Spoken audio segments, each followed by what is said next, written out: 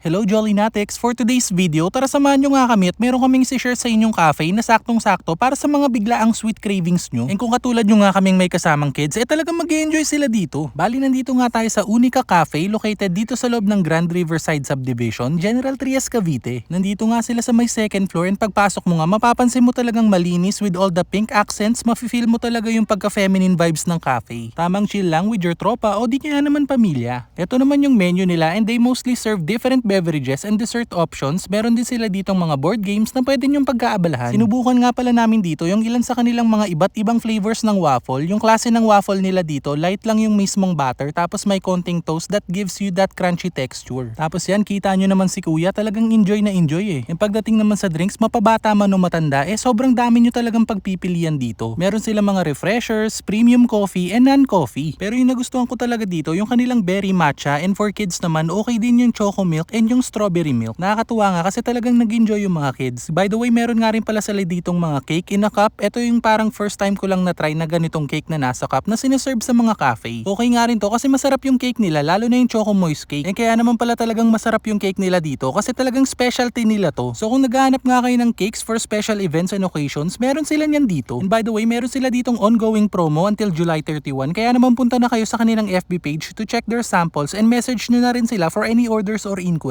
So there you go, Jolly Natics. If naghahanap kayo ng cafe na malapit lang, lalo na yung mga taga-gentry dyan, subukan nyo na nga rin dito sa Unica Cafe. Kung natakamat nag-enjoy kayo sa video na to, don't forget to like, share, and follow our page for more videos like this. And as always, thank you so much for watching.